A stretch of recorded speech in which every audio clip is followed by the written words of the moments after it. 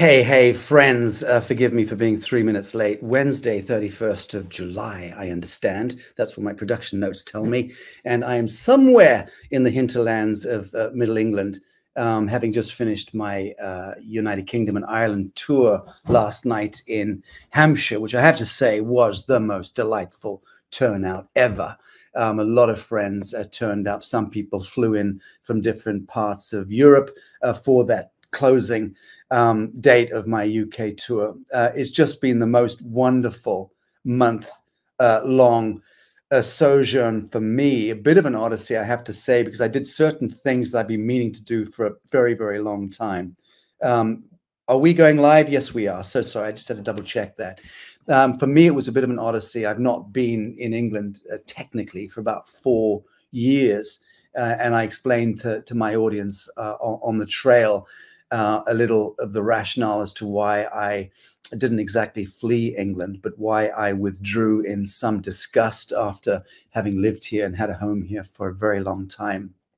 And I'm not going to tell that story here, but it is connected into the kind of sub-narrative of what we're going to be discussing on today's Lazarus Symposium. And just fleetingly, these are some of the images of the tour. I think this was speaking to John Dee there in the basement of Queen Elizabeth I. That was part of the a part of my discussion, was really drawing the line. That's in the Genesis Theatre in London. But this was really speaking to archaeocosmology, the status quo, and the mechanics of ascension, which is my preferred subject matter, as many of you know. Great fun indeed. And we will be touching on some of those subjects in today's various segments. The opening panel today, which I want to dive right into, which is why I'm not giving too much fanfare at the front end of this symposium, is because I want to make best use of this incredible group of experts. And I would say good Adamites, my favorite subject matter being good Adamites. Adamites being the antithesis to Cronus, to the titans that devour their own young. And today, bringing back on, after not having been with us for some time, missed him greatly. I have to bring in first David Sereda. David, so happy to see you. Oh, yeah. So good to be here, Sacha. And it's looking forward to where this is going to go today. Now, you look as though you're going to break into song like Ray Charles. Do you have a piano in front of you, or is it just David Sereda today? Very happy to see you, David. Thanks for that. I also want to bring in a favorite, Andrea Foulkes. And to those of you, hi, Andrea, good to see you. Hi, Sacha. It's Foulkes.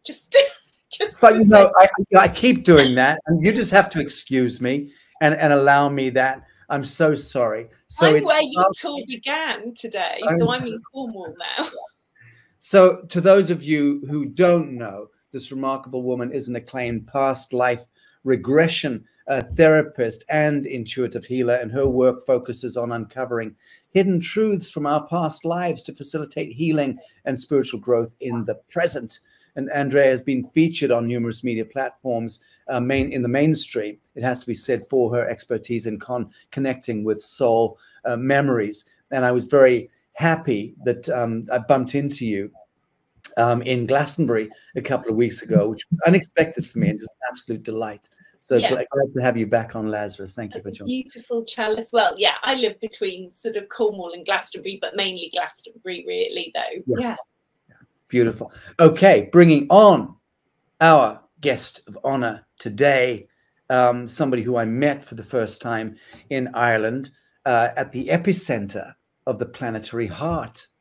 What a magnificent space and quanta to first connect with a precious soul. And there she was, the druidess, the shaman, the beautiful creature that is Mary Costello. Mary, I'm very happy to have you on Lazarus today. Thank you for joining us. Hey, thank you. That was quite an introduction. I'm here anyway. Thank you so much. I'm very happy. That was a beautiful moment. Thank you. Really So beautiful moment for us to connect. it was, wasn't it? It was just so touching. Yeah. And we made a film, and the film we're going to play at the end of this panel session, friends, is about 25 minutes long, and it is touching. And I really hope you stay the distance and watch it. But Mary Costello is a dedicated spiritual practitioner focused on the restoration of the planetary eternal womb of creation. And as a channel of the first eye of Mother, she works to weave and restore the first tapestry of divine humanity. And through her deep connection with cosmic frequencies, she aims to realign. I'll say no, she doesn't aim to. She does realign and heal our world by anchoring the energy of the cosmic mother. And again, what an extraordinary and blessed space it was to meet her at the epicenter of the planetary heart, in that sense, which is the hill of Tara and the stone of Tara. And finally, on this this panel, I want to bring bestie Dave Emery. Dave, thank you for joining us today. Oh, I'm delighted to be here. Thank you, and for being present with such illustrious company. I can learn such a lot here. Thank you. Well, you see, you've been reduced, Dave, to simply in the production footnotes. Dave Emery is our resident archaeocosmologist and cosmic commentator. Well, there you go. Okay, it's nice to know where I stand anyway. Very good. And David, you're our frequency guru. That's what you've been reduced to, a frequency guru. Does that suit? Or should we? Yeah, I think so. The frequencies of the planets, the stars, and now the hyperdimensional solar system. I can mathematically prove these stone circles of Ireland and England knew about the hyperdimensional solar system, and they actually tracked the hyperdimensional planets. That the prophet Isaiah said, and also Jesus in 2 Peter, we look for new heavens and a new earth. And when we find them, which are really our lost hyperdimensional planets, when we find them again, the old heavens and the old earth will pass away. And that goes to the secret gospel of John, where this creator god Yaldabaoth, who's the king of, he's like a Zeus type of character. The human race is cast to the lowest region of matter itself, not the lowest geographical region, but there's a code on the atom that spins us the opposite way, which is the electron spin. And these hyperdimensional planets, which I now know the orbits of very precisely, line up with. It's really mind-blowing what's in my head right now. I wish I could get it all out, but I will prove this. So these stone monuments, these stone circles, were aware of like the ancient Greeks called the sun behind the sun. So there's two suns and there's two sets of 9 planets. One is hyperdimensional to the other. And if you know the numbers of the orbits like I do, the hyperdimensionals, you'll see those numbers in the stone circles, and you'll realize they knew both solar systems. It kind of forms like a steep cross.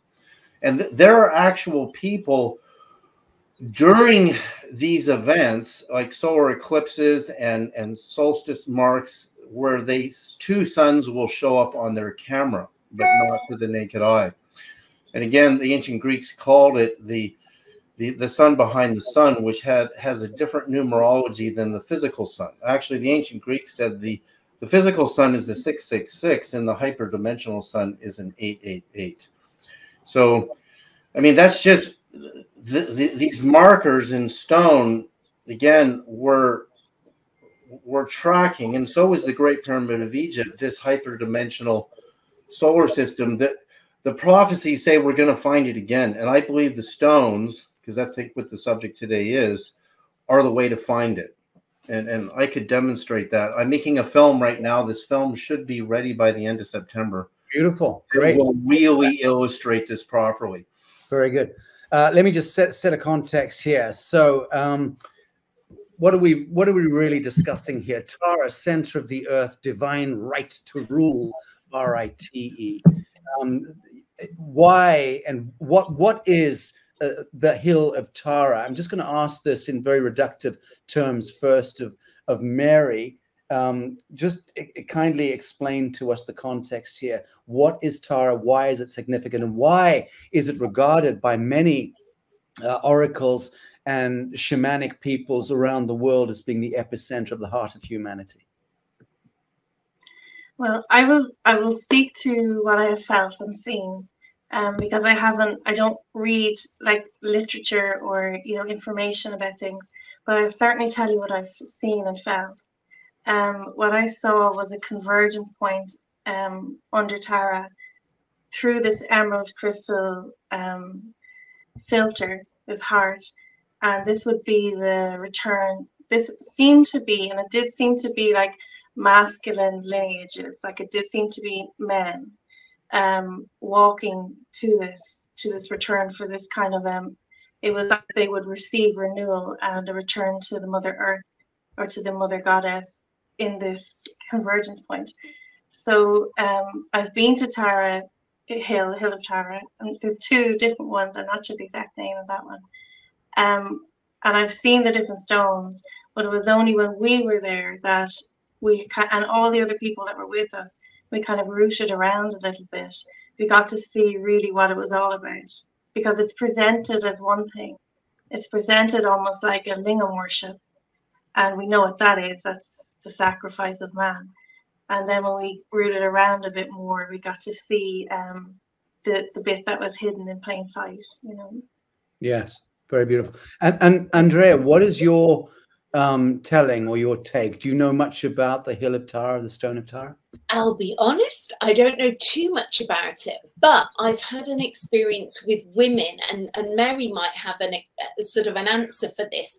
In the work that I do, I ended up with a lot of Irish women for a while linked to birthing. And in Ireland, if you go more than 2 weeks over your due date to give birth, you have to have a C-section. But I have gone through this phase of constantly attracting only Irish women who contact me, women living in Ireland, who are just about to go 2 weeks over their due date, and they contact me because they don't want a C-section. They want to give birth naturally. So I end up weaving emotionally with them online, not in person, into the emotional Akashic records between them, the baby, the father, and any significant others in the family, into why the baby's not dropping into the birth canal. And my track record is usually they go into labor within 3 hours of us going through this emotional release. But I'm fascinated as to why this is linked to Ireland and why it's Irish women that this is happening to. And then I also read some research that in ancient times, when the solar flares came, that women would lose their ability to conceive, so they went into the caves to conceive. I don't know if Mary knows anything about that. So which is the question, the purpose of the cave or the cave? grounding and the other bit, but okay. The cave and the women losing their ability to conceive on land when the solar flares came, they were losing their ability to create naturally, so they went into the caves. I don't know. When we were there, we did feel, I was sensing around with my friend Louise, and we felt, and she has some more knowledge of this, but we did feel like a womb presence and a spiraling coming up from the womb. And when we see that spiraling, it's always a call, like the call of the essence of whatever that is to be brought to fruition. But what I would say about womb stagnation or dysfunction, there has been so much terrorization of the womb. It has probably been the primary place where women have been attacked, because it's directly connected to our voice, and it's connected to a birthing voice that can open new sound waves and potential realities and actual realities, and it literally changes time-space reality. So there's certainly been womb terrorization in order to stop that link, to stop that creational force. But what has happened is that we will speak about this, the reconfiguration or the restoration, the remembrance of the cosmic womb, the planetary creational womb, that everything is within, and women are a channel of that.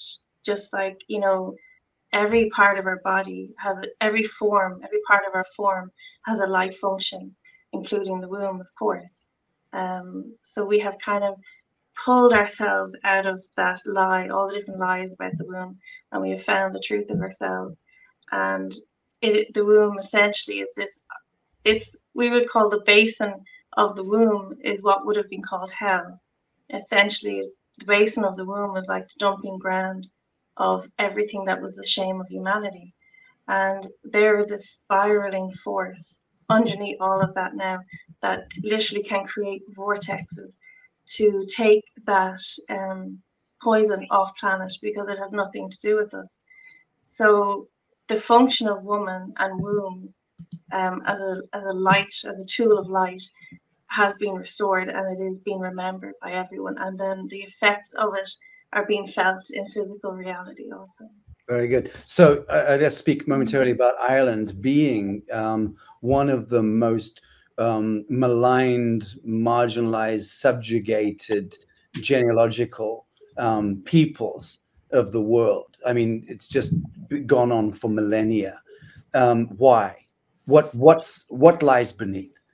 What's happening in the Irish blood, the Christic blood? I've heard it from very, very serious pundits in this domain, Veronica Keane being one of them, that the Irish carry the true Christed blood in a sense. The true Christic bloodline is connected and contained within the atom seed of the Irish blood, and that the subjugation of them has been integral to the draconian kind of death grip that's seized us psycho-civilizationally for millennia. David, what's your understanding of Ireland and what lies beneath and what carrying the echo of Irish blood?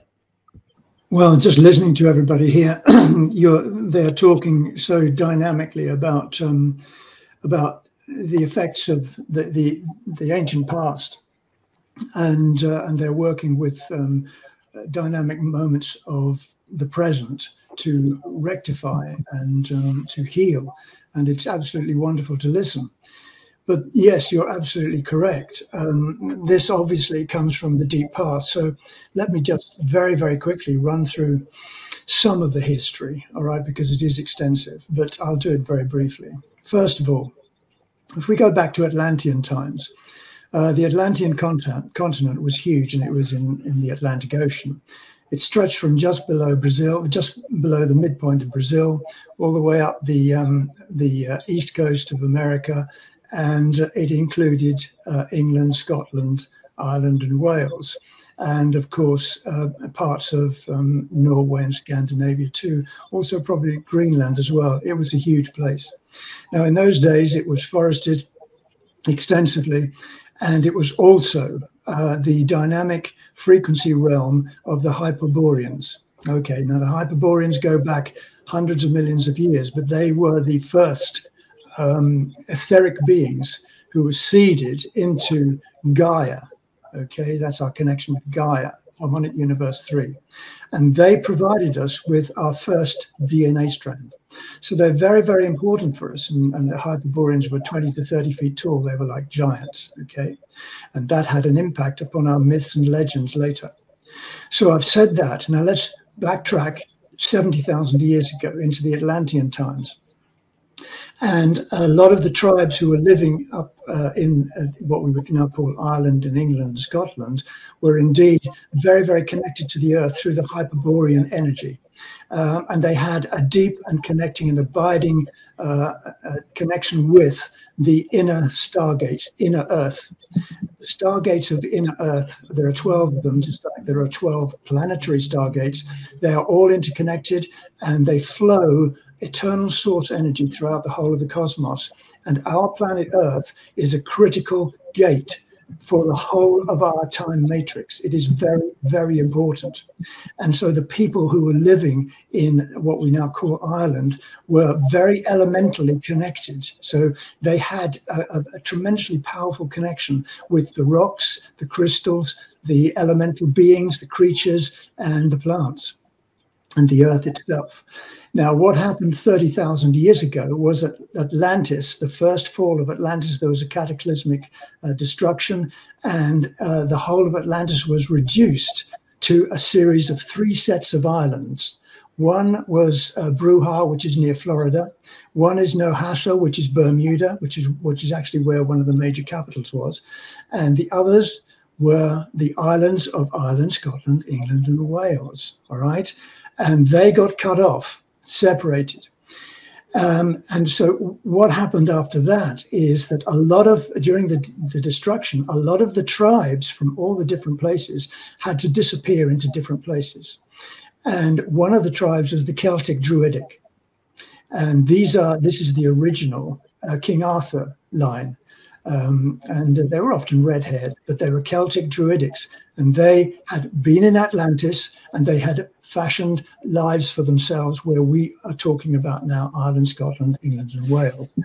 And they were therefore targeted by the fallen beings, and we could name them. You already know all of the names of these particular beings, and their Leviathan forces, which are hybrid human soldiers, went all over the world trying to destroy and steal all of the records, the cosmic records, and to reduce the frequency of all of those particular planetary beings who were the Celtic Druidic and the energies that existed and still exist deep within the Agartha temple horizons around Ireland particularly. And of course we're talking Stonehenge, and we're talking about Camelot, which is Camelot.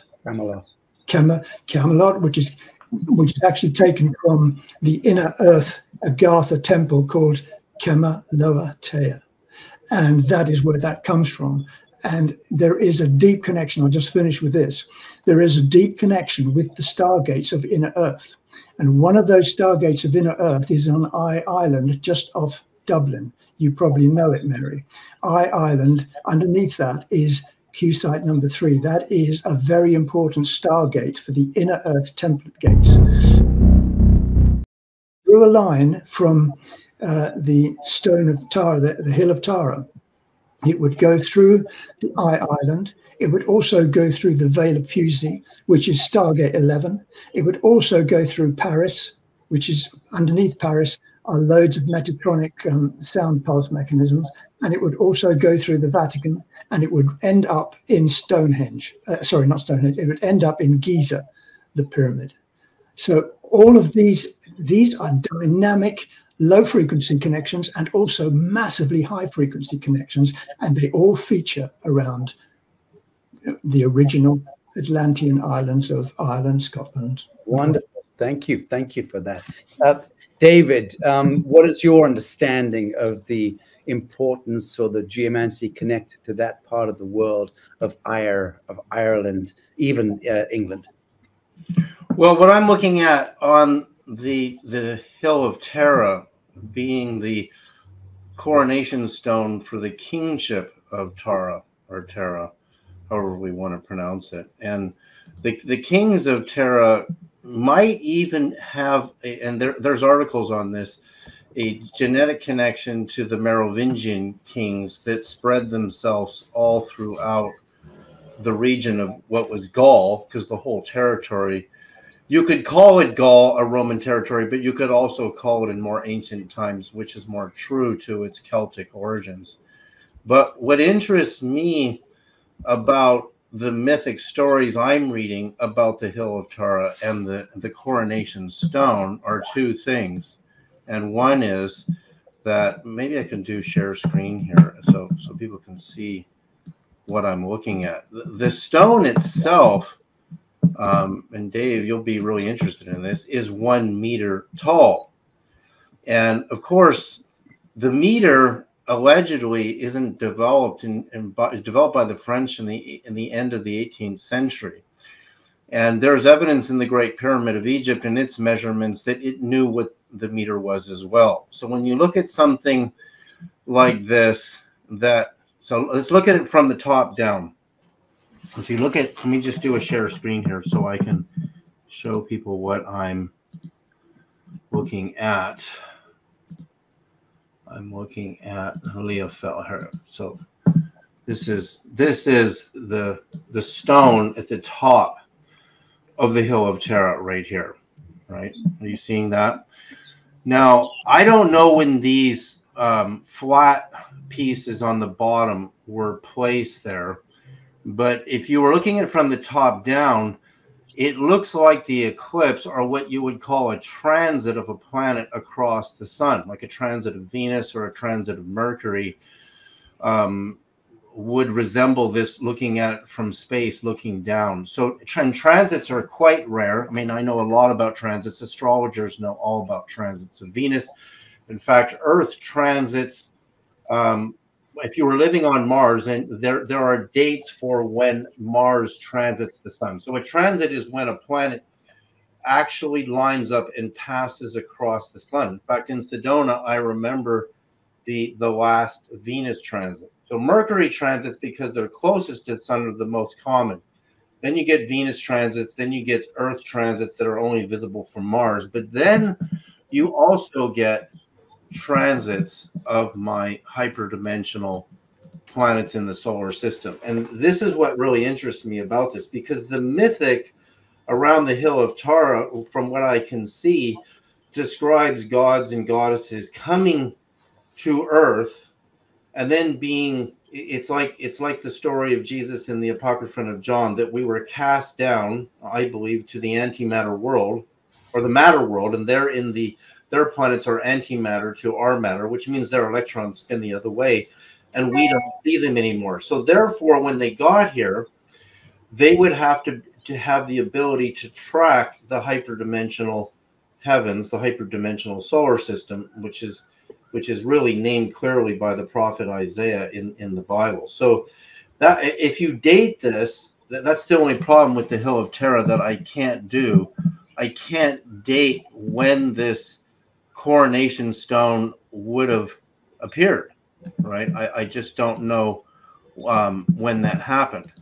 And I don't know when the decorative stones around the base. So remember, you're looking from the top. And if you look at pictures of what a transit looks like, it looks exactly like that.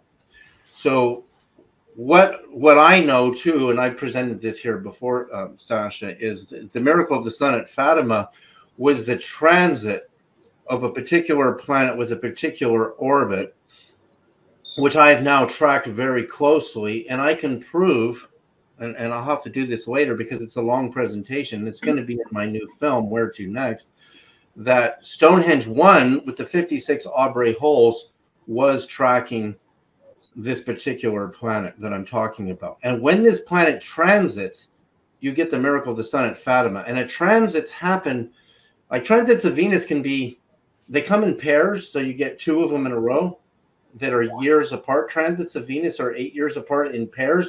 Then you won't see them again for 100 and something years, and then they'll come again in pairs. Now remember, what we know about Fatima, 1, it was October 13th, 1917, and there was a Fatima 2 witnessed by Pope Pius XII 33 years later in 1950 in Rome. 33 years. Does that ring a bell? And I've said this before on your show. The Star of Bethlehem to the crucifixion of Christ and the 3 hours of darkness on the cross. See, eclipses don't last for 3 hours, but transits do.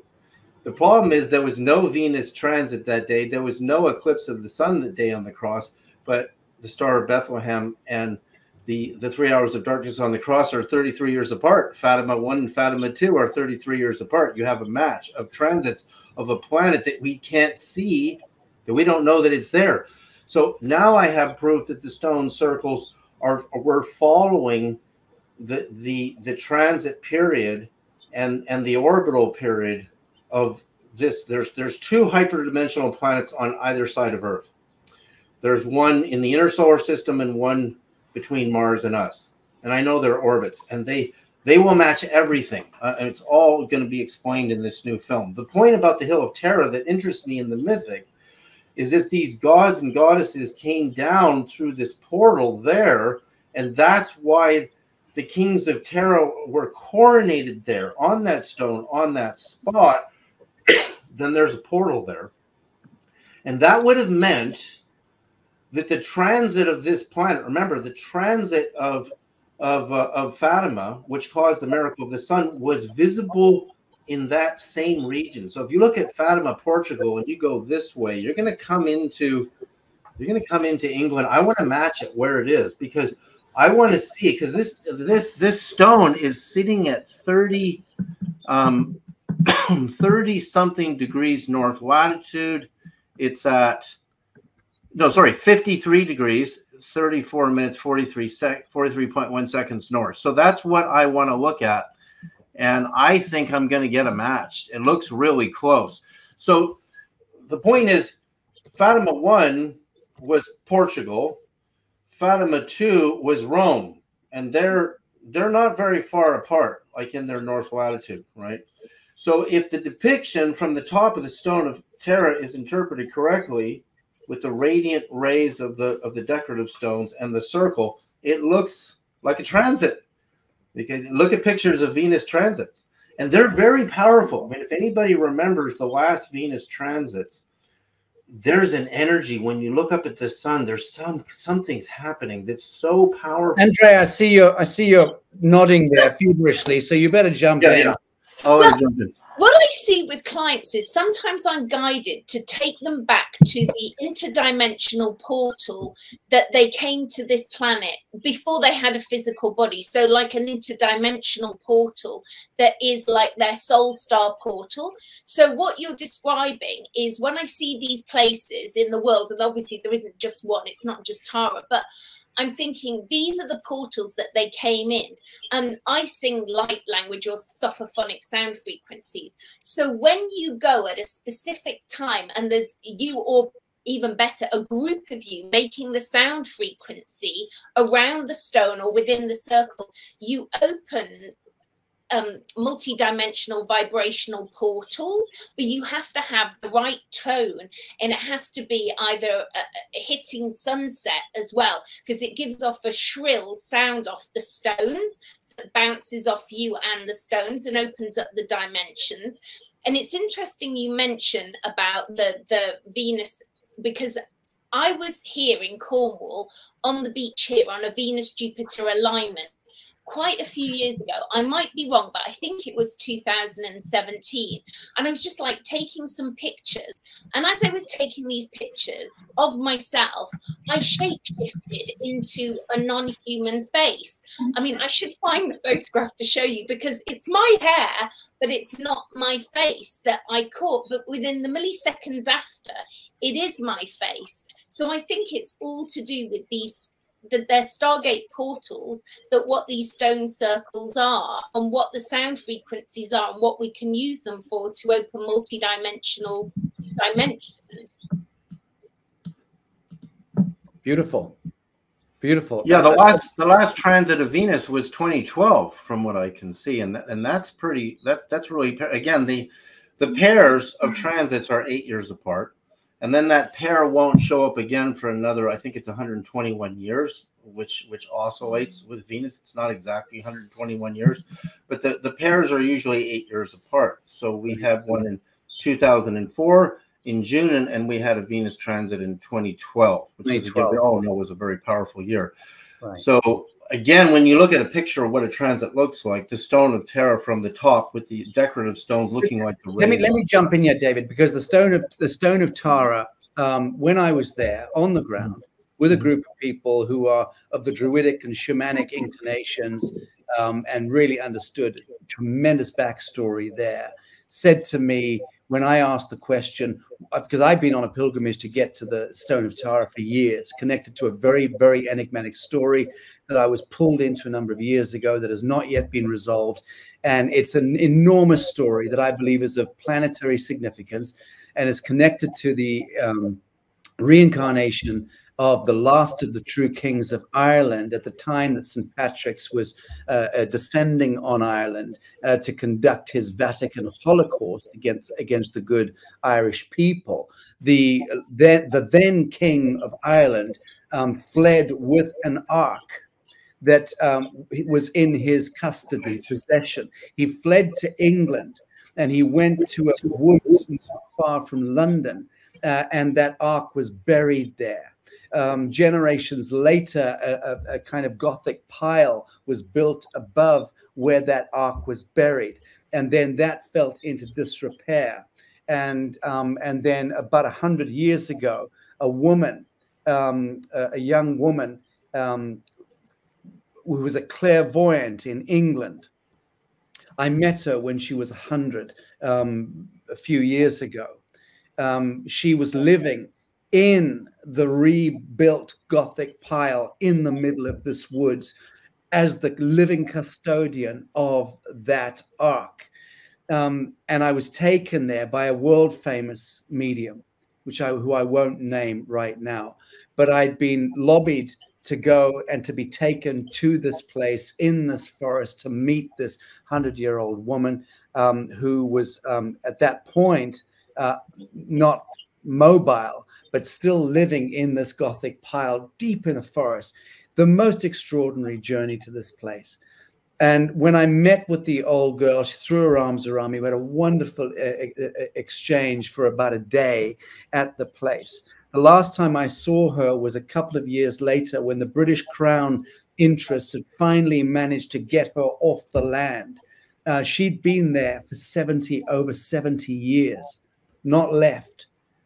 She divined that place set 3/4 of a century ago in the middle of a forest, and following her inner sight, her husband had gone with her, hacked his way into the forest there. And when she stood over this pile of rocks and said, "This is it," he rebuilt, cleared the ground, rebuilt the Gothic pile as her home. The day that the home was finished, that he'd finished building it for his wife, he was driving on the country road onto the highway to London, and as he turned out of their driveway, he died in a car accident on the day that he'd given the keys to his bride. It's the saddest story you could imagine. It's so Dickensian, this story.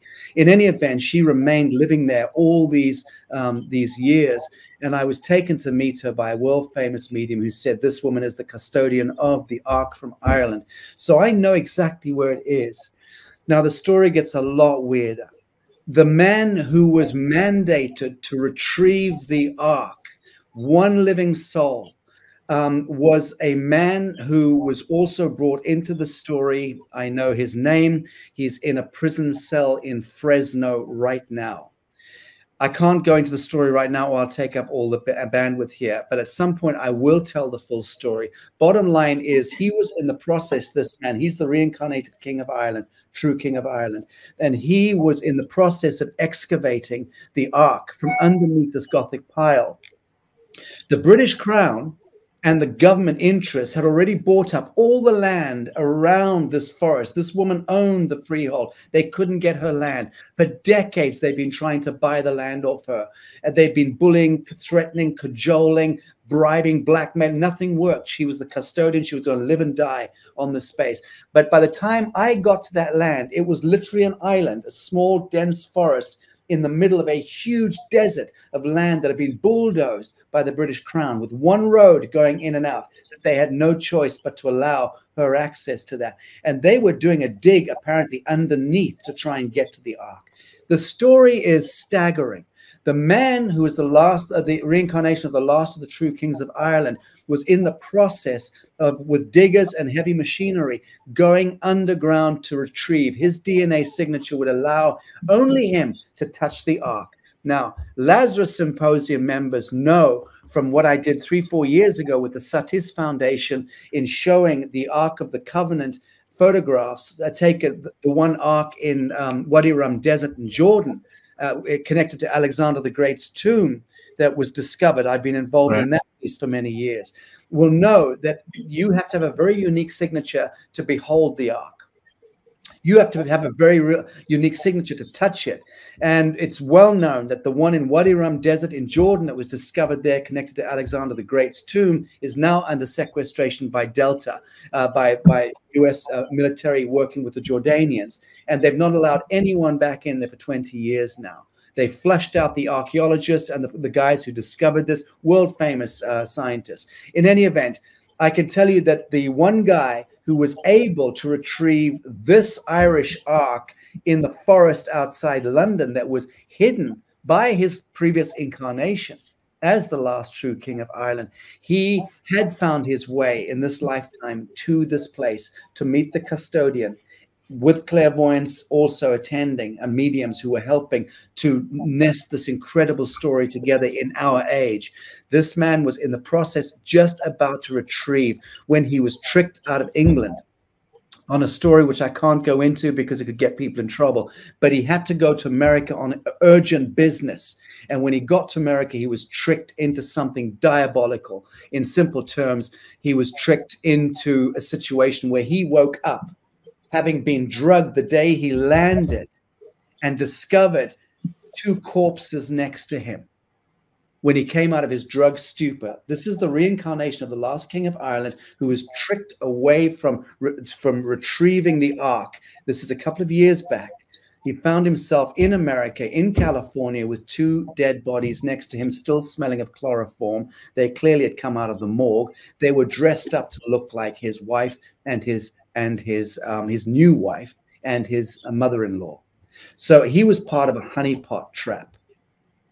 I did an interview with Teal Swan years ago where the same thing happened to her when she was young. She woke up in a forest with corpses, with a dead body next to her, the knife in her hand, and stab marks, and her parents and the church elders standing over her in the forest saying, "What have you done, Teal? What have you done?" That was classic satanic cult ritualism, where they trick someone into thinking they've done the murder, but they didn't.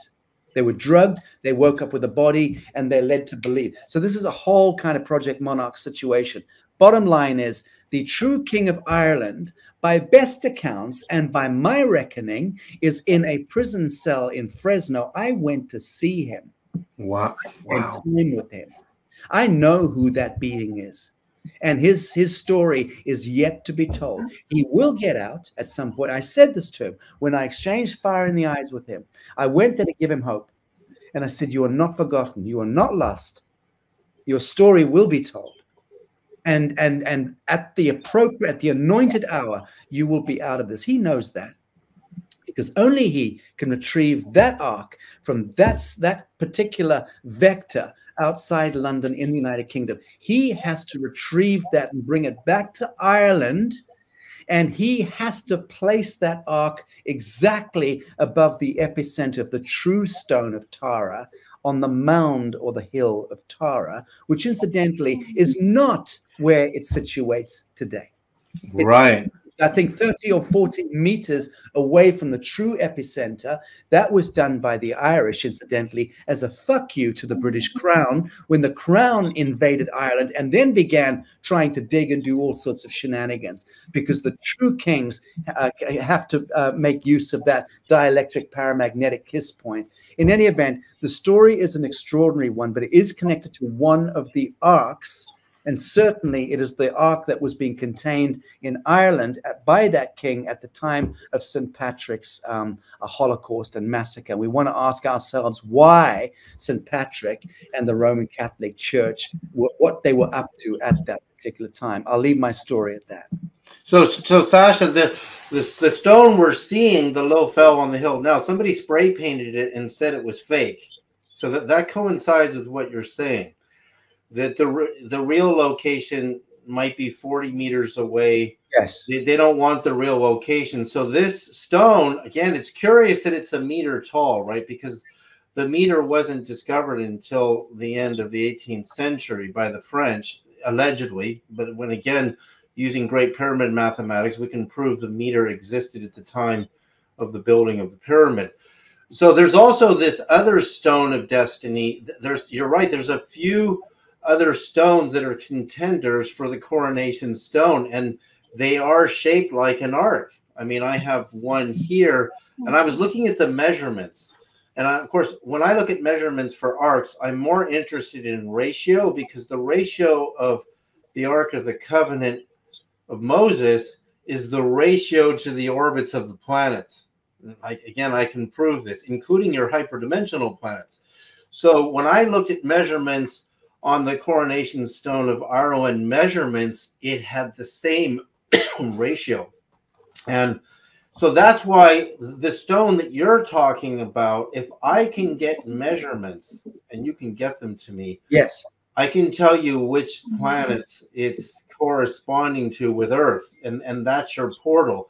And then the location, remember, like, so where Fatima happened, that spot where it was only visible within a certain radius of a circle, it became a portal for that transit. Transits aren't visible all over the planet.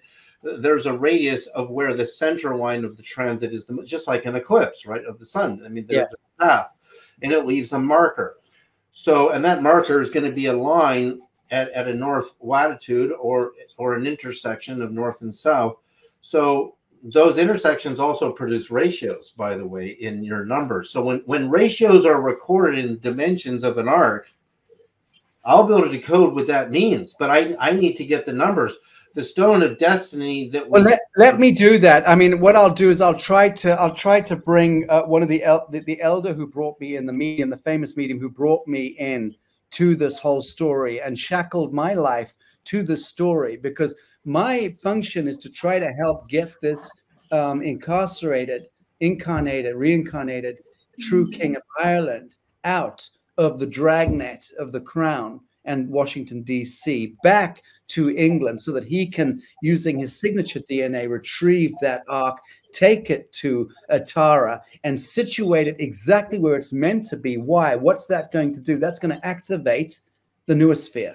Purportedly, that is one of the critical codes to unlock for the so-called ascension event, the vertical ascension event, and the activation of the noosphere. Just to quickly back up again, the old woman, the 100-year-old woman, I went back on a mission to retrieve her when she had been dragged by the crown. They'd sent their agents in eventually and taken her out of her home using their classic kind of, oh, she's too old to look after herself, but therefore we're going to overrule her will. And they sent in their jackals, grabbed the old woman, put her inside a facility in the country. We found out where that facility was.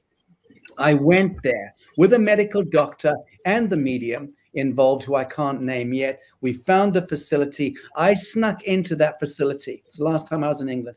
And I went in and I managed to find where her room was. And as I was getting into the old girl's room, I knew she would have been so thrilled to see me. I was literally getting her so we could get her out and take her back to her Gothic pile. She's the custodian. That's where she belonged. And then we were going to put people there to protect her from the jackals coming in again. And unfortunately, the security cameras got me. I was rumbled. The security nailed me, and I was dragged out of the facility.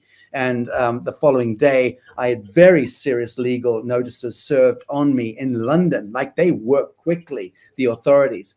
And they put a, what do you call it when you're not allowed to go within 1,000 miles of someone, injunction or whatever, on me against the old girl. I was there to rescue her. In any event, it's a story that hasn't yet finished. It's being written right now, but it's an extraordinary piece. I just want to invite Mary in, not to speak about not to speak about the Ark of the Covenant, but to speak a little bit about frequency. Just want to dial the conversation in that direction for the moment and talk about sapphire, talk about the sapphire frequency. What is the importance of it? And I want David to then comment to that. And then I'll take it back to Andrea and David Sereda. Speak a little about the sapphire frequency. There's so much to say in response to everyone. It's all the one thing, right? A few grand statements to make. The planetary body of Father is reconfiguring, and I can literally see that being channeled through, and I can see it in the physicality. What is happening is that we haven't heard the term Father Earth. We haven't heard that. Why have we not heard that? We haven't heard the term the heart of Father Earth. We haven't heard the term the planetary body of Father. Essentially, the Father was written out of nature, was written out of the womb, was written out of the natural, compassionate protection of the ecosystem. And when I look at that lingam stone in Tara, the stones were the place of sound, grounding, the grounding of sound, one way or the other.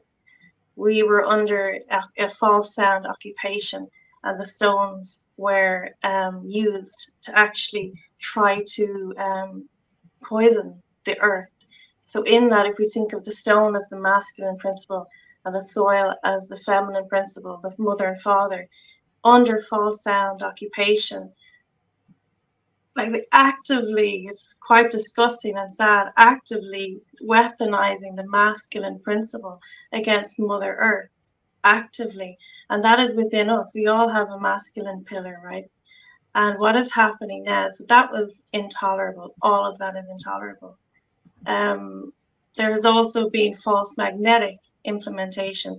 This is the false containment.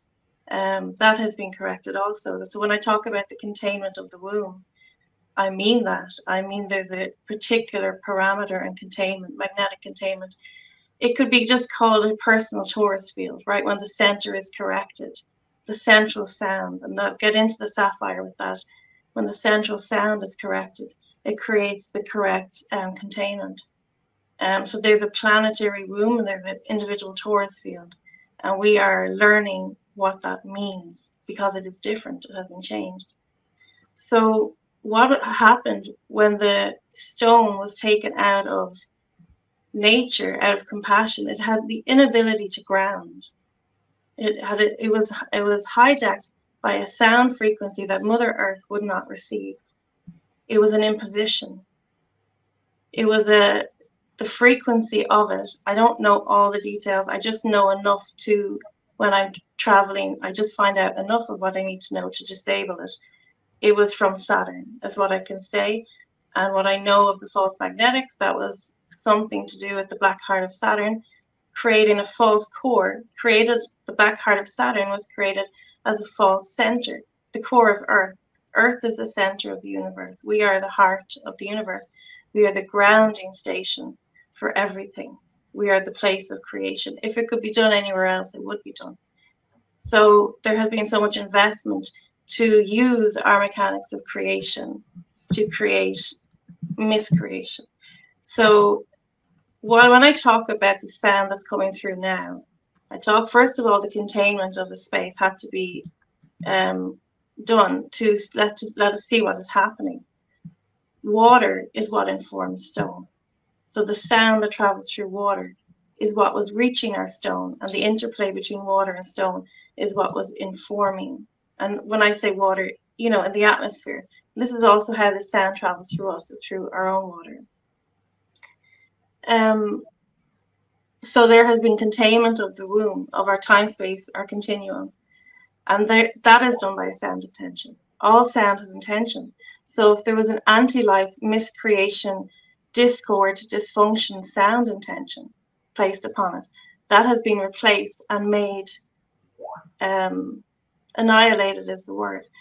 The source is not connected to us anymore. That has been replaced by the true sound current, which is the sound of Mother, which I saw coming up from the earth like a sapphire plasmic crystal. And then when I, in my travels, traveled to the doorway of the womb, which is the eye of the needle. The eye of the needle is a sound barrier between the ether and between the creational womb. And the only way through that is resonance. So the mother principle, the womb is held in sound resonance. Mm. That we are held by sophionic sound lines that travel through the mother, grandmother, mother, daughter lines. And this sapphire sound current that is coming from the it's like, maybe you would call it that lotus flower. I call it the cosmic rose. It is of Andromeda. And the second sun you're talking about, this is the color. Can you see that? I presume that's the color. It's aquiline. That is that is the crystal core of Andromeda. Mm. That is maybe that is the sun you're feeling and seeing and taking pictures of. Mm. The sound current that's coming through is Mother's sound coming from the cosmic rose, the first emanation of Mother, and the intention, because all sound has intention, is eternal love, unified, eternal, devotional love to life. And this is the current that our body recognizes. Even if you see our blood is blue, our body recognizes this, and so does Mother Earth. So with this current running through our light bodies, our electrical bodies, all of what I hear everyone speaking, their piece of the story, their piece of the planetary body of Father, which is an interconnected web, like the roots of a tree and the mycelium, and It is to be accessible at the tips of our fingers at all times. When I hear you all speaking those stories, and I know that this is grounding, and where this comes through is at the top of our head, we have a natural crown. We are all royalty. We were crowned in the womb. If you've ever held a baby, you'll see that beautiful crown at the top of their head. We are all royalty. So that sapphire current is grounding through us and allowing us to be remembered into the earth. I love that. We are all royalty. Dave, we are all royalty. Speak to royalty, blue bloods, and the color sapphire. Well, great stories, Sacha, and indicative of so much that's happened. And Mary, I resonate absolutely with everything you said there. That was awesome. And with regard to your ring, yes, the aquiline sun. That's what it's called. The aquiline sun is what you're talking about. And that is the creation sun, first creation principle. Let me just, I'm going to run very quickly through a whole load of things which cascaded into my mind as a result of all of the wonderful things you've all been saying. First of all, the Ark of the Covenant is actually a portal. It's a very, very enormous portal. It is created 840,000 years ago so that we would have access to ascension into the other universal realms. So it's a portal. It was originally in Atlantis, and then because of the destruction, it went to Giza. It was in the Great Pyramid. And then because the Giza Pyramid was taken over by the patriarchal energies, and this is what we've been talking about, your patriarchal energies, it was moved to the frequency field, the fourth dimensional frequency fields above Skellig Michael, Southern Ireland. So it's hanging right there in the fourth dimensional frequency fields. Now, the Ark of the Covenant tools and the box that are historically extraordinarily famous and people have been looking for, well, they are a staff and a rod, and those staff, the staff and the rod, are symbolic of the staff that runs down the center of us and through horizontally through the other way, like axiatonal lines and ley lines, through which the eternal forces of source manage to flow. That's what they're meant to flow. And of course, as Mary was saying, the pineal and the crown are so important, the rajna areas of the body, for the access of this flow of eternal life force. So the rod of the Ark of the Covenant tools, the rod is dimension 2, orange flame, and that activates the orange flame of dimension 2 in Earth core. And the staff, which was once known as Excalibur from the King Arthur legends, the staff is a very large blue flame connected to the fifth dimension in the heart of the next realm up. So all of these things are connected. And what we're talking about here is the patriarchal forces. If you want to know who they really are behind the scenes, behind the fourth dimensional veils, in fact, they were Omicron Draconians. Those are the ones who took over the Roman Catholic Church and the Roman Empire, and they motivated the Normans, they motivated the Romans, they motivated the British Empire to do all the things you have been so graphically talking about, Sacha. Those are the energies who are running the show. And let me just finish with this, because this is really pivotal to what Mary was saying about the masculine and the feminine. I mentioned to you the other day, Sacha, that in 13,400 BC, the energetic flows of alignment between masculine and feminine were shut off. The Moda Adura crystals, which are in the tailbone, were distorted very badly 13,400 years ago. And since then, the alignment of energies between the masculine and the feminine has been progressively distorted until 2003, when the Mahadra Adrana code reset them. So since 2003, the actual energies of masculine and feminine have been realigning, fortunately. But let me just finally finish with what Mary said about the Divine Father and the Divine Mother. Now, sound is the glue which holds all matter together. The God principle, God mind, created sound, and out of sound was created light.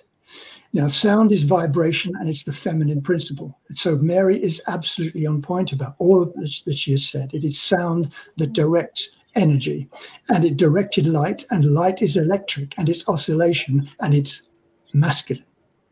Now, we have two universes. We live in the particum matter universe, which is our Earth. Here, we're standing on it. We're talking in the midst of it.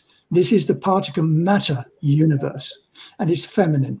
It's Mother Earth.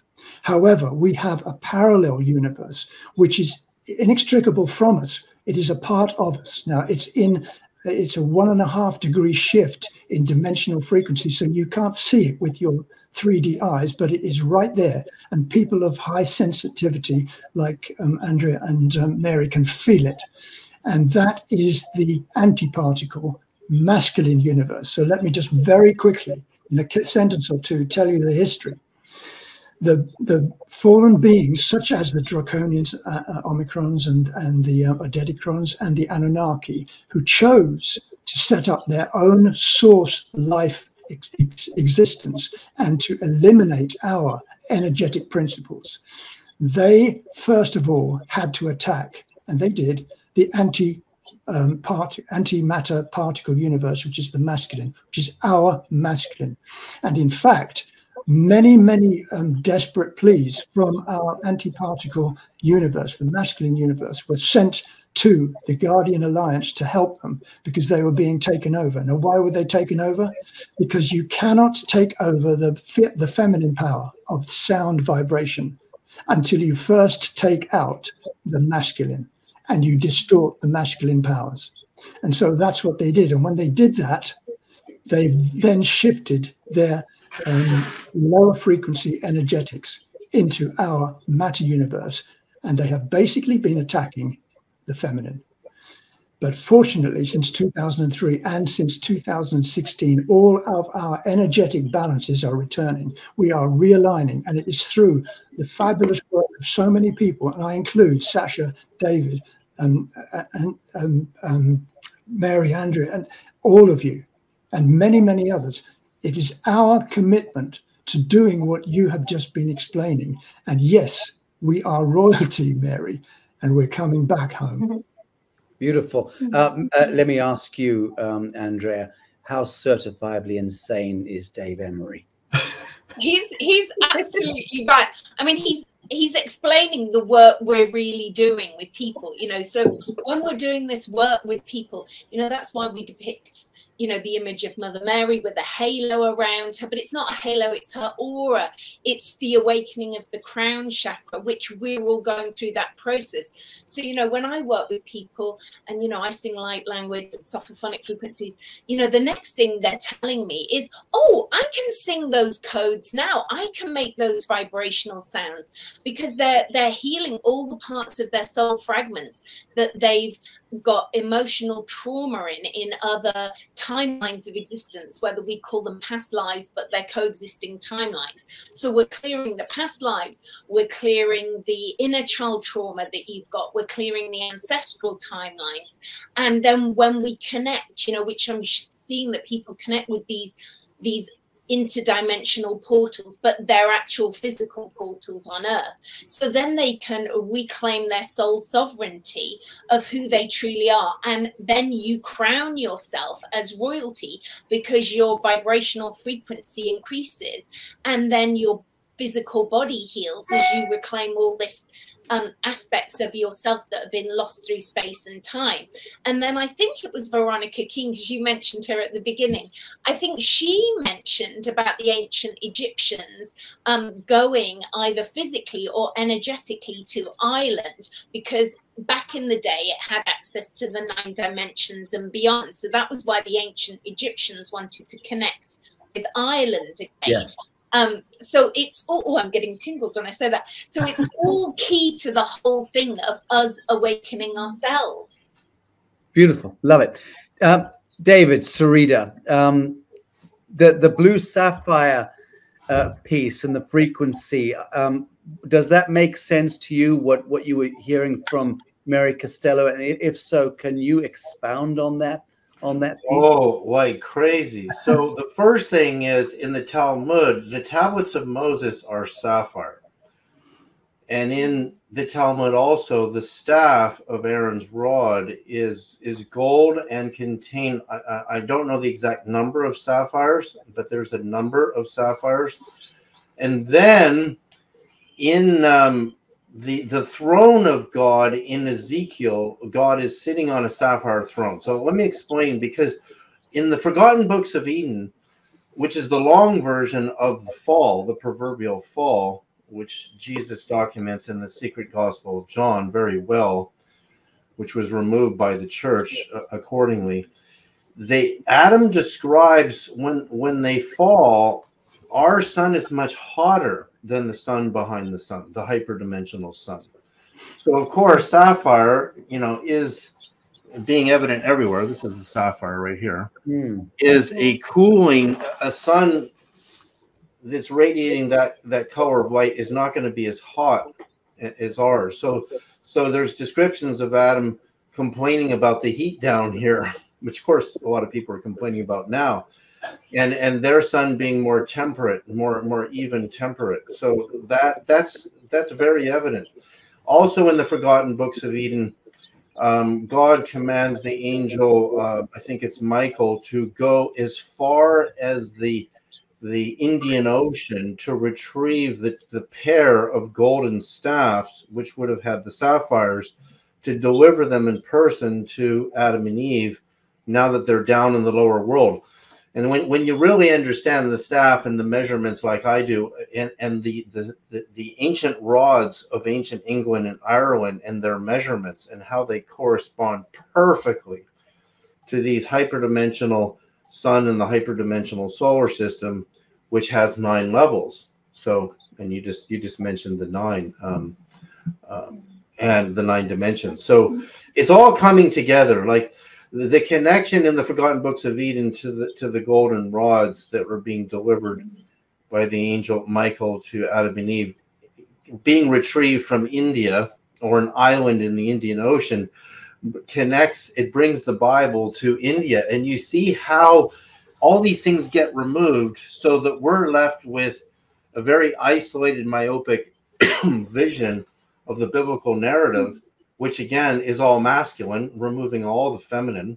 In all the Gnostic Gospels, you see the evidence of the feminine, and then removing the power of the purpose of the use of a 2.5 cubit rod that is made of metal. Not, I mean, Jesus said he'll rule with a rod of iron, which is metal. It's not a wooden staff.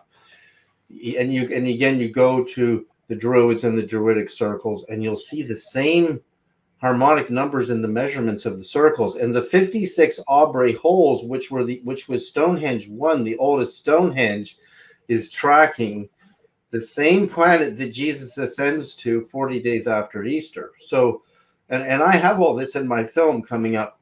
So when you see the consistency of that, and you really understand what the fall was, down into the lower hyperdimensional solar system and being separated from the 9 dimensions or 9 spheres. See, Dante, the Italian poet, he's got the biggest clue of all. So many people miss this.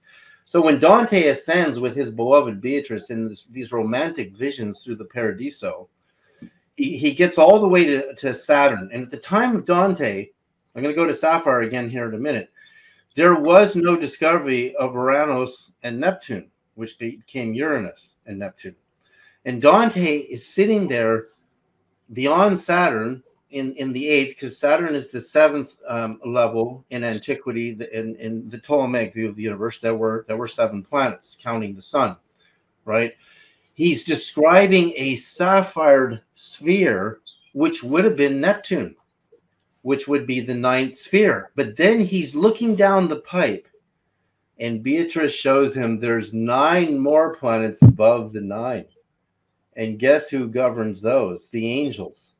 So they're separated. That upper 9, in my mathematical formula, which I presented on your show before, which will be very clear in my film, are the upper 9 hyperdimensional planets that we lost. So when Isaiah is saying, look for new heavens and a new earth, it's not saying they're just going to come dropping out of the sky. Then the old earth and the old heavens, meaning planets, will disappear, because now you're going to see planets that are highly populated by enlightened beings. And there's 9 levels of those. I have their orbits. So because I know their orbits, I know where those orbits intersect on certain holy days and days of creation of crop circles, days of apparitions of the Mother Mary when she appeared in Zaytun, Egypt in the 1960s, and also in Medjugorje. I can see where where they're coming from, where they're coming in, and where they're ascending to. It's like imagine in astrology, if you knew the orbits of these 9 hyperdimensional planets like I do, then you suddenly see the way these stone circles are all laid out, the dimensions of the arcs, and there's multiple arcs, show us the ratio of the orbit of Earth to which hyperdimensional planet. And we're gonna be living in a new solar system. Like when this film comes out, we will see the real heavens that we lost in the fall, when our electrons were spun negative instead of positronic, which is positive. We're suddenly going to see them. And the prophecy says it's going to happen. I think that's what this 5th dimensional leap that people are intuiting is all about. We're suddenly going to see the heavens that we lost, and the old heavens, the old planets, and the old Earth will pass away. I think that's about right, Dave. That's absolutely beautiful. Coming to the end of this segment, I just want to run past the stick around one more time. Mary, please, let's speak about the first eye of Mother. Yeah. You enumerated on the Father and Father Earth. First eye of Mother. Can you explain the concept of the first eye and its spiritual significance? Sure. So, have you heard the expression, the Queen of the Sea? So when we were speaking about dimensionality, this is another thing that's intolerable. It's not staying around. Dimensionality it was the enslavement of the womb. As I say, we are within the creational womb. So dimensionality is being collapsed by the presence of the water infused by this aquiline sun.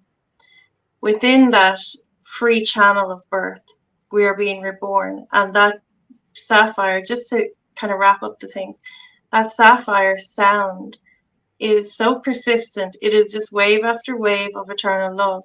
It is bringing our core, well, and the line of Michael is here, and it is forming, and it will be filling the whole, or every network in the earth. It already runs through the trees already. But in its conscious creator capacity, it has to be known by a human. This sound current is bringing ourselves to this beautiful condensed sound pearl, like who we truly are. And it is from that sound pearl of self that is the seed of the garden. So we are being taken as we are, the big mess that we are, or the small mess, whatever it is, and we're being brought back to this pure sound intention. And that will be the seeds of innocence ourselves. So the eye of the mother, the eye of the womb, and this emerged to me the same day as the sapphire current, actually.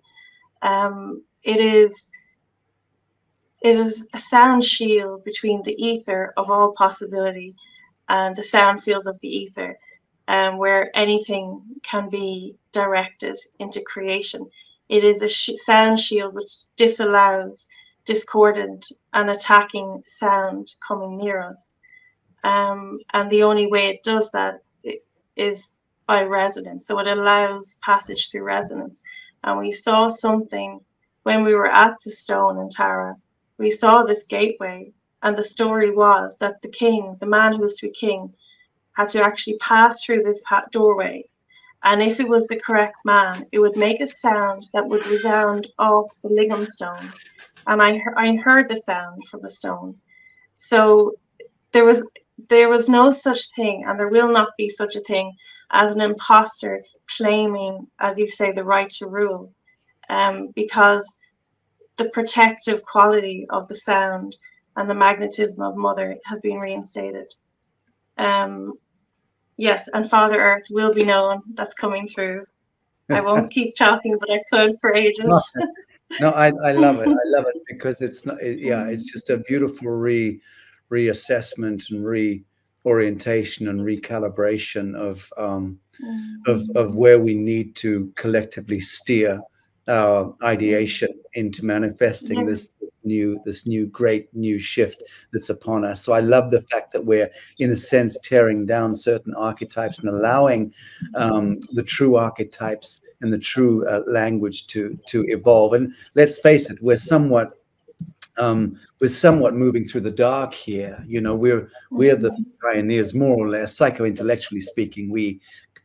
Folks like us who are not fly fishing today, or who are not surfing TikTok, but us and our audiences who are looking into conversations like this, to my mind, are the progenitors. We're the meek who are about to inherit the earth, and we're the ones who are having to lean really hard into this veil that separates us from our superluminal nature. So I love this conversation, no matter how abstract and esoteric it gets. Andrea, your closing comments, thoughts on today's conversation. Well, I think we've talked at lots of tangents, and, you know, mine is more about getting people to do the physical work and make sound. People are so frightened of making sound, you know, even if you just make the sound of hue, you know, which is the first universal sound in the universe, which is hue. I'm not doing it now, and I can. Hue. You know, get people to make sound. And I know that when I work with clients and they start to heal themselves, they start to feel comfortable making sound, because you've got the Divine Mother, Divine Father on earth, and then you've got Divine Mother, Divine Father in the sky, and you're held in this place by your resonance and frequency of being. And the more you release your fear, the more you let go of these beliefs of, oh, people will think I'm mad, people will think that, people will think. It's not true, because, you know, all of us speaking now, we wouldn't be saying what we're saying if we'd have cowed down to the fear of the 3D reality. You know, everything that we're speaking about is because we've risen beyond that frequency of fear. And that's what everybody else has to do now, is rise beyond that frequency of fear, release any trauma that's holding them back from being who they truly are, which is a multidimensional being. Beautiful. Thank you, Andrea. David, Sereda, path of least resistance for the highest outcome. What is the quintessential ascension tool, so to speak, or navigation tool that we can best deploy at this great shift of ages? Well, I think, you know, using my technology very effectively with correct frequencies in proper ratio. So a harmony is 2 or more frequencies in proper ratio. And I did an experiment where I transmitted the ratio of Earth to one of these hyperdimensional planets, the main one that is very close to us. And I fell asleep on the balcony, and I heard a man's voice saying, "David, we heard you." And it was audible. This wasn't like an intuitive voice. It was an audible voice. So you can take a sapphire like this, and if you pulse this due to piezoelectricity, which means pressure, the energy of the sapphire, using my technology, will fill a room, and you'll be sitting inside of a sapphire energy field. And if you can get a sapphire and vocally, like, you could place this on one of your chakras, like if you put your finger on one of your rib bones and you chant a sound that is pitch perfect, try to be pitch perfect, you'll feel your bones vibrating with your finger, and then that gem, that sapphire, will then, due to piezoelectricity, will start releasing sapphire energy into the body. So, I mean, you can literally put a sapphire and use pitch like sap and stick it to your pineal gland center and start doing the kind of tones that Andrea is talking about.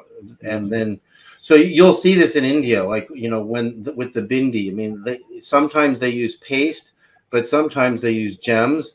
And when you have a physical like silver or gold crown on your head with all those gems, and you do the real work. So the purpose of placing the gems in the staff is that when the staff vibrates, the gems will emit. And there's something about a sapphire. Now, this is a lab-grown sapphire in Germany. A real one this size would be at least $30,000. So that's where it gets difficult with sapphires. I mean, I've had clients use $250,000 sapphires in a staff, which I couldn't afford myself. And they're immensely powerful. Like, again, why sapphire everywhere? The tablets of Moses, the throne of God, the staff of Aaron and Moses, they had sapphires and other gems. And also note the ephod, the blue sapphire robe that the priests wore. And the females, the ephod was red or gold. And again, the females are removed. So again, there's more than one color that activates this process, and there's more than one gem that will, if you vibrate the gem correctly in your system, you'll start to receive the benefits of that in your nervous system. And I've been doing this for 20 years, you know, with people. And when you start having experiences where your third eye opens, your energy system opens, you're able to see, like if I put glasses on and I block all visible light, because visible light is reflecting off of the material matter electron, which is the negatron. And if I want to see positronic light, I'll see literally a different solar system. And physicists, this is really amazing. I just found this on CERN's website. They actually admit on CERN's website that there are antimatter galaxies, which we know are made of antimatter planets and therefore antimatter persons. They know this. It's right on CERN's website now. I don't know if they're listening. And also Sacha stone. I mean, Sacha, protector of mankind, stone. The stone of the protection of mankind. I'm just trying to get my hand on these stones, mate. That's mine. Yeah, look at those sapphires. Like those are exactly. Look at those sapphires. Would you indeed? Oh, sacrilege. Those are millions of dollars. Millions of dollars. Yeah, it's too classic. David, that's so beautiful. Thank you. Dave, that's painful to look at. Right, it is painful. I agree, it's painful to look at. But yeah, we are reclaiming the true jewels. Dave Emery, round us off here, will you, with a bit of the feminized patriarchs here. Yes, your reflections on today's conversation. Well, wonderful conversation. I've learned such a lot, and I've had so many things validated. I want to say thank you to all of you. It's been great. So you've really expanded my consciousness here, which is really what it's all about. In fact, if I can just sum up my own perception of this, our whole story, which we've been involved in, this astonishing narrative, which has been going on for millions of years, and we've been involved in it in different ways. This astonishing narrative is always and only about one thing, just one. It's identity. And Mary pointed the finger at that. It's identity. It's who you are. And you know, the natives of all of our cultures, way back in time, they knew all of the mechanisms whereby they could realign themselves with the cosmic flows of eternal life. They would use symbol codes drawn into the sand. They would use sons with special sounds, and they would do suriyas, which is special dances and movements, and they were all connected. They all knew the cosmic design principles as they fed through their own frequency fields. So what has happened? We've forgotten who we are, and not because we lost our memory, but because we had our magnetic memories stolen from us over many millions of years. It has been an astonishing story. But now I can say that I'm very happy anyway, because I'm remembering who I am. And this whole story of identity is coming home to be as we were and as we have always been meant to be. Beautiful. Thank you, Dave, Emery, Costello, Andrea, Foulkes. Yeah. And David, Sereda, friends, thank you so very much for this beautiful conversation today, and look forward to the next time. Thank you. We are about to play the short film that we made I made together with Mary, and also with another wonderful shamanic, druidic maestress who I met there, and that's Carmine Divini. So very happy to present a 25-minute film. I'll be back on momentarily with another remarkable guest. Stand by, friends, and this is the film.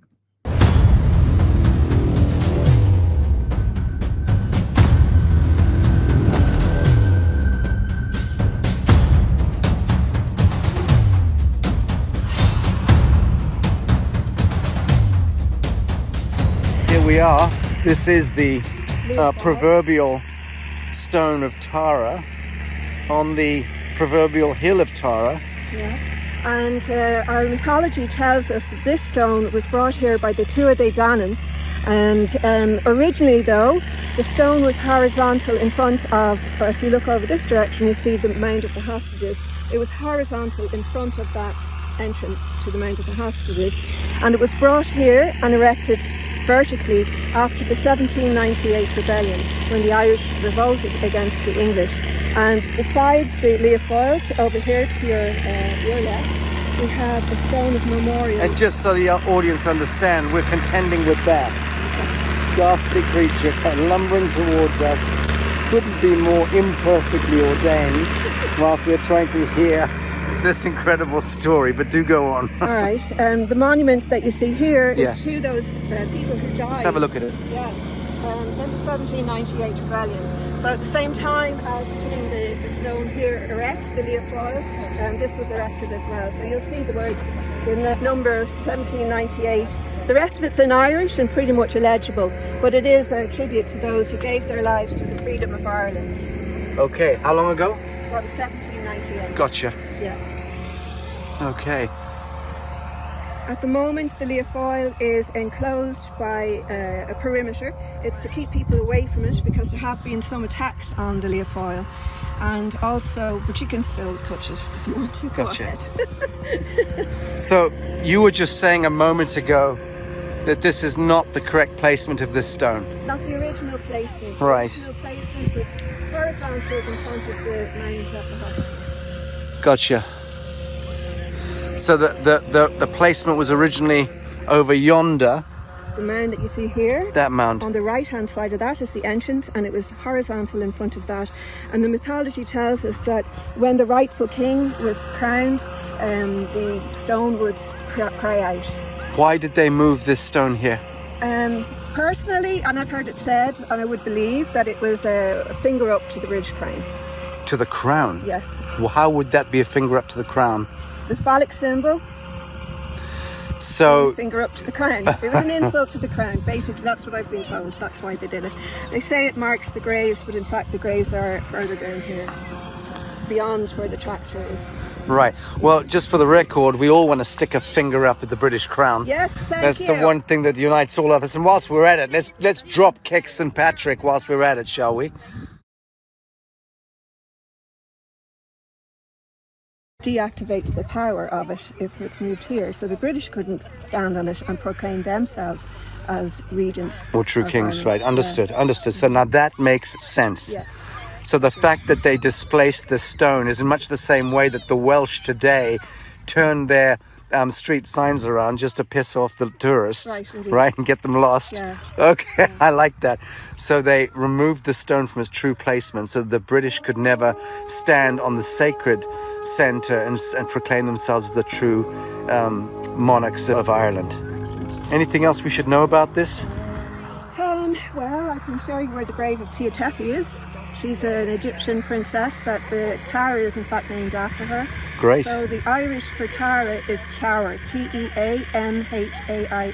So the first three letters, T-E-A, Tia Tefi. And she's buried in that mound there. Do you see where the black dog is? And there's a little mound right in front of it, and that's thought to be her grave. And that's from the mythologies, that she was buried at the ramparts of Tara. Okay. What What are we looking at right here? This is the Mound of the Hostages. Okay. And it's 5,000 years old, so it's older than the pyramids of Egypt. And it's in fact the first monument on the Hill of Tara. So this is everything else was built around this Mound of the Hostages.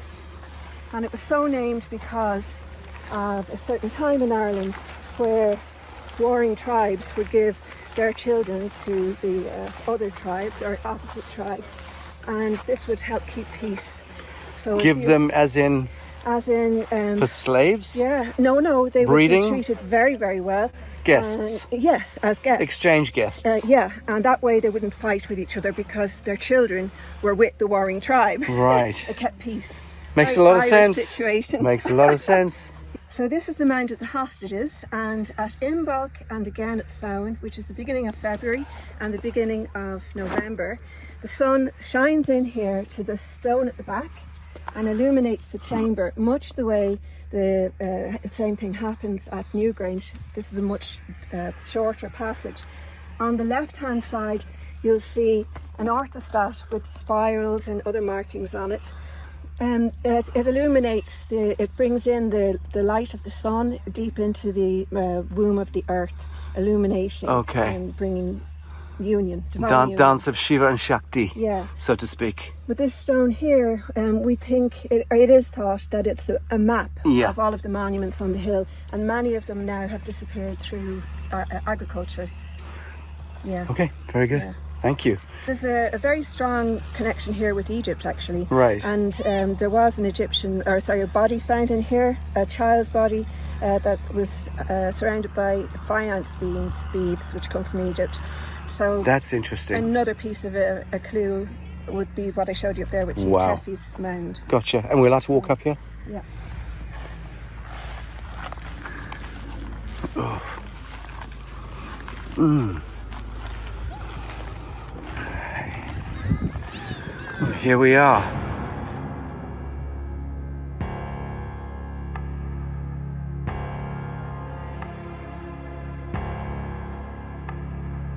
We're standing here at the centre of the Rath of the Synods, and this is where in the 1920s the British Israelites came to Ireland and dug up all around here, and they were looking for the Ark of the Covenant, and they believed that if they found it, that they would rule the world. So anyone who ruled from Tara would rule the world.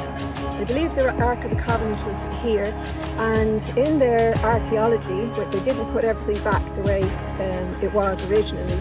They displaced a lot of things, and the Irish people in the locality were very, very angered by this.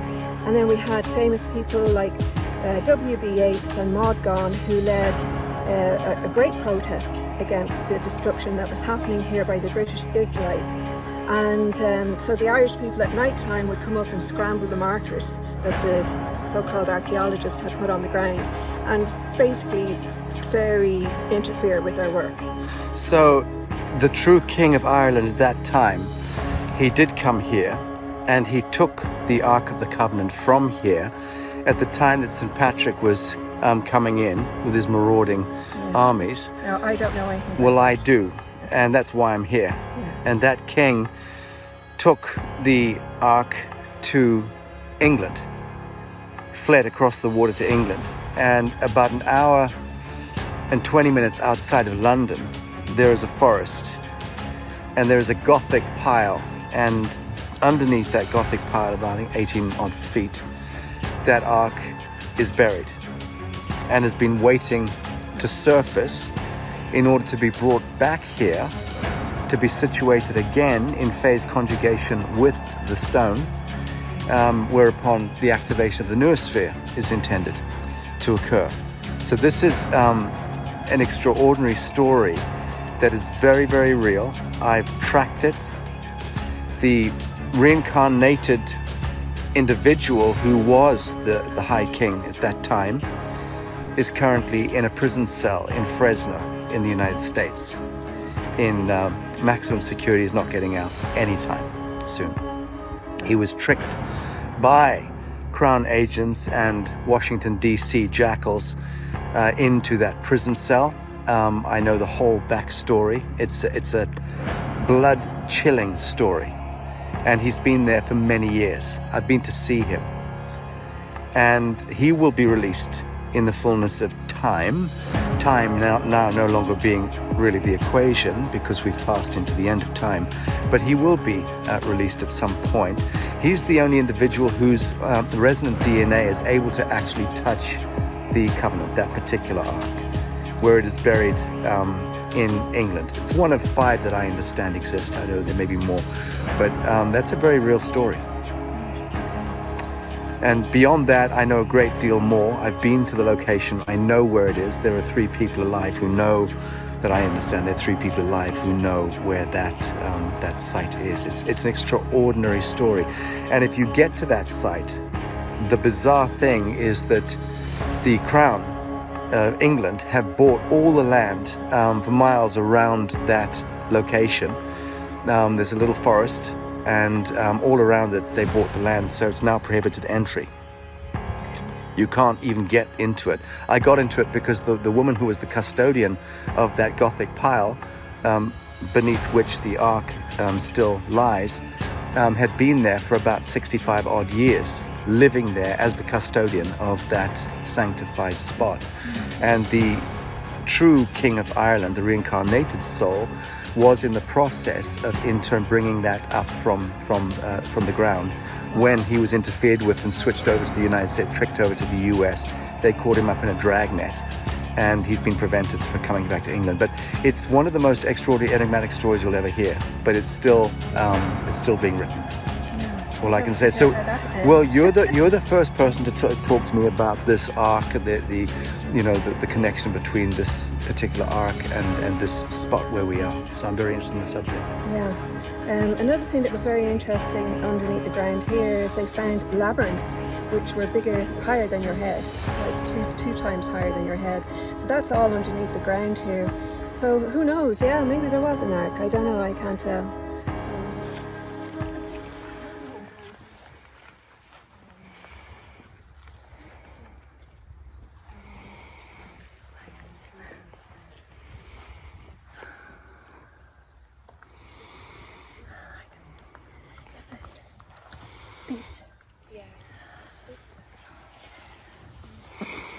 X marks the spot.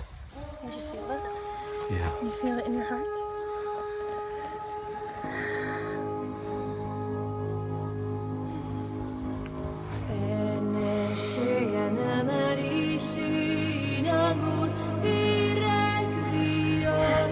What's happening?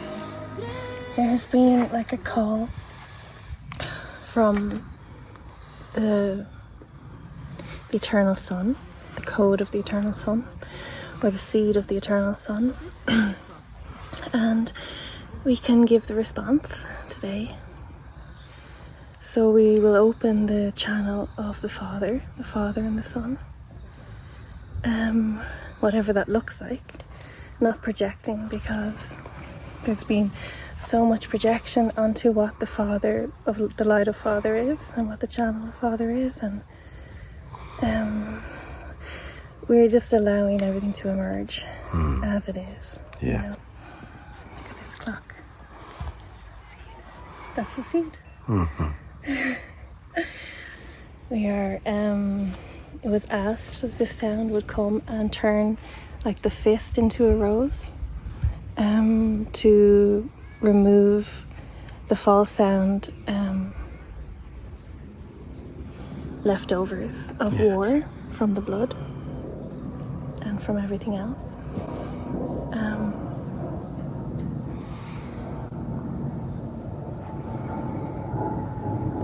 The two themes that I've been speaking to in the last few months, but really about a year, have distilled down into two essential narratives. One is the resurrection of the ancestral blood song and the need for that to be heard. And the other is the restoration of the Eternal Mother and the critical need for that to be facilitated. Yeah. With full consciousness. Yeah. So the presence of the Eternal Mother is, from what I can say, is restored.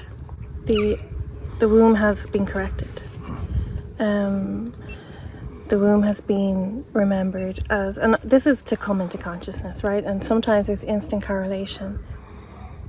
There is, but maybe we don't feel it yet. So there is instant correlation. That's the whole point of freeing the waters of creation. Yes. The dimensionality has been taken away, which is just a dilution or a segmenting of our presence here so that we can be used for miscreation in different dimensions. That has been, the dimensions have been flooded. Yes. By the alkaline water of the first womb. Stop there for a moment. Miscreation. Mm-hmm. Just expound on miscreation. Miscreation. So, being accessible to false sound.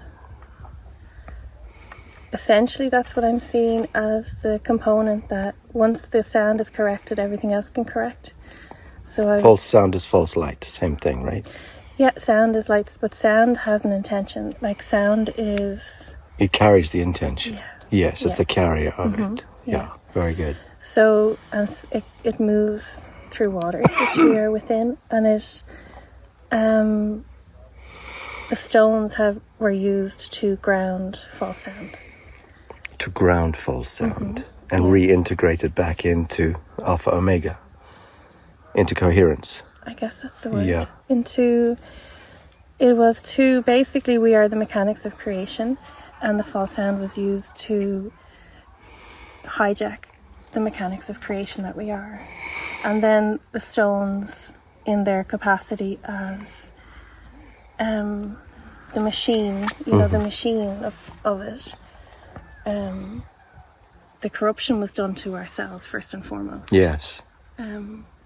But it's like the stones can tell us what the corruption was, or what it looks like, or what it was before. Yes. So just we are surrounded by trees, and trees were never corrupted.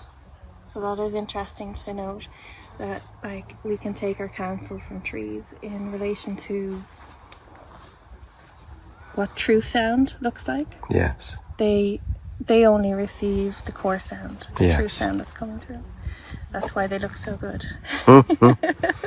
Always and always. Yeah, they have no problem creating fruit or flowers and being what they are, which is what we are supposed to be. And the core sound that's coming to correct, to allow the correction, is the first sound, the first emanation of the Cosmic Mother. It looks to me like it comes from a cosmic rose. Yeah.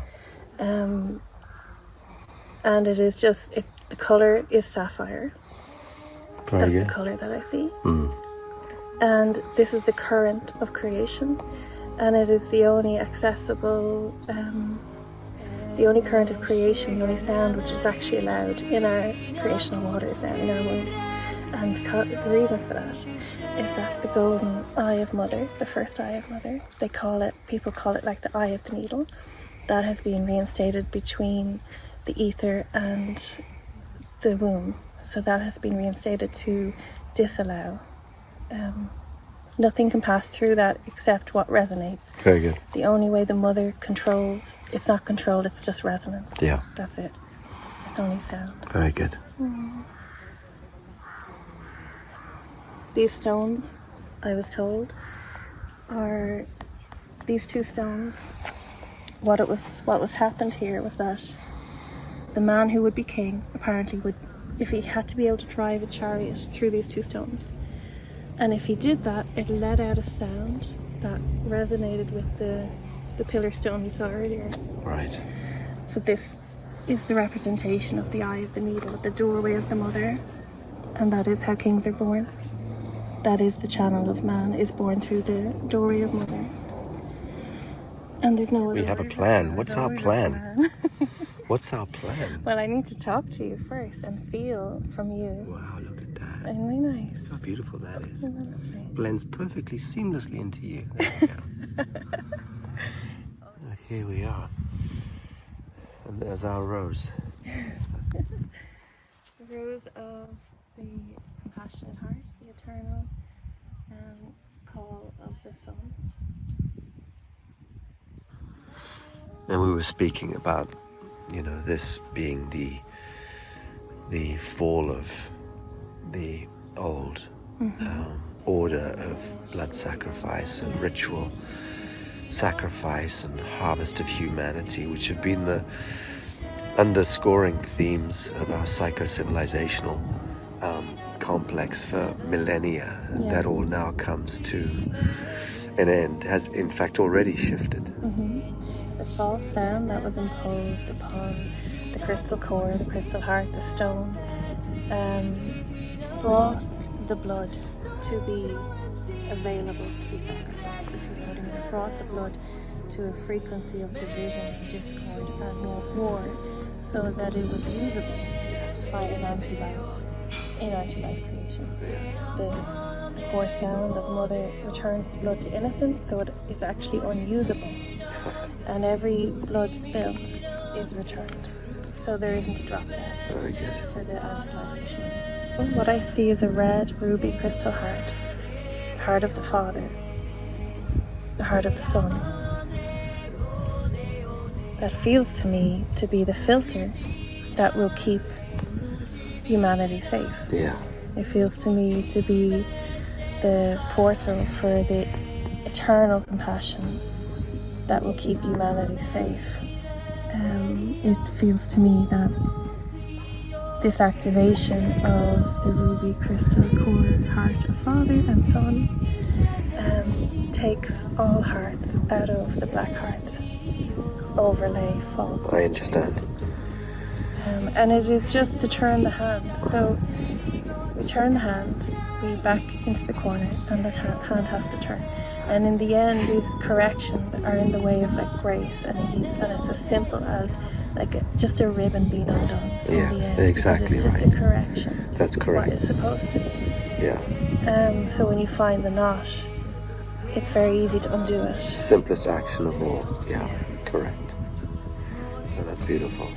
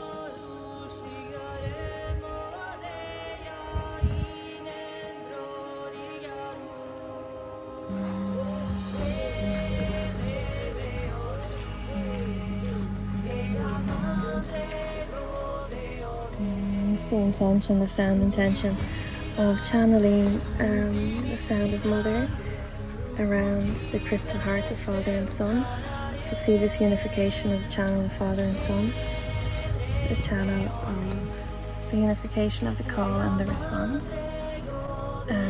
within each person. The unification and the correction of the channel of Father, so that it is accessible to everyone and to the earth, in the way of the eternal grandfather trees, asking for the eternal grandfather trees to show us this way.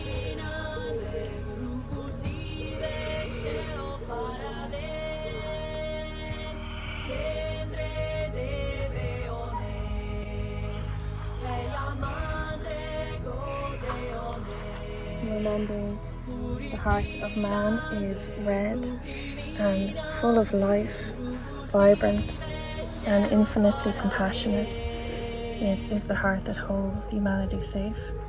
and it is needed, and it is called for now, and it is called in this moment from the code call of the Eternal Sun.